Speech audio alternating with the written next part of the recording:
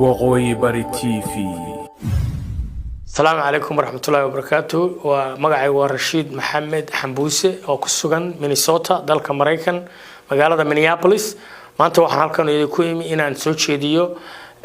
بريس كونفرنس كسابسان شركة كدعي مقالة جيبوتي oo isugu yimaadeen madaxweynaha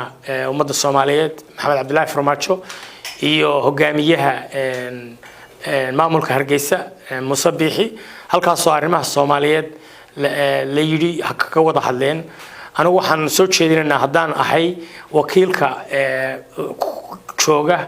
Mareykan jaaliyada ka soo jeeda Sool Sanaag iyo Cayn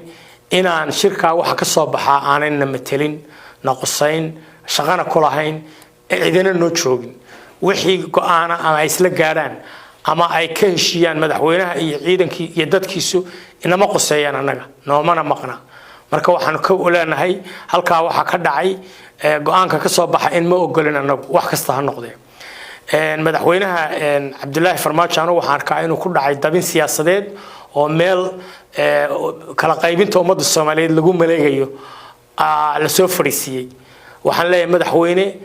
inaad halkaas oo kale fariisatid ama aad ogolaato ama shuruudo lagu hordhigo ummadda Soomaaliyeed masiirkeeda ku saabsan adoo mas'uulka ah arintaas waxaan leenahay inaad ka feejignaatid aadanna kana ogolaan waxyaalaha ummadda Soomaaliyeed kala qaybinaya midnimadeeda annagu waxaan u taaganahay haddaan nahay dadka ka soo jeeda Sool Sanaag iyo Cayn midnimada ummadda Soomaaliyeed taasaan walgayo u taagnayn ilaa imikana u taaganahay marka maamulka Hargeysa ee Muuse Biixi hogaaminayo annaga madax nooma aha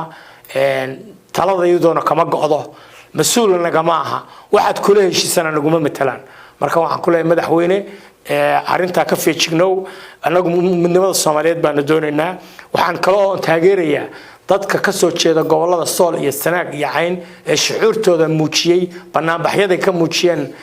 Buuhoodle Taleex Xudun Laascaanood iyo agaarka deegaanka oo dhan annaguna waa idin taageersanahay guuleystaan leenahay saasa madaxweyne Maxamed Cabdullaahi Farmaajo fariintaad u dirteen mid la eeg ayaanu anaan halka ka diraynaa waxaan u leenahay ummadda Soomaaliyeed waa mid meel kasta ay joogto qarannimada Soomaaliyeedna waa muqadas meel kasta ay joogto wixii wax kale ku dacwoonayay oo dadka Soomaaliyeed kala qaybinayaan annagu marna ma aragtay ma taageersanin marka sidaas aan rabaa inaan maanta intaas soo jeediyo anigoo runtii darbiirkayga iyo dadnimada ummadda Soomaaliyeed meesha iga taagan tahay xiganaya oo ay danqaso in maanta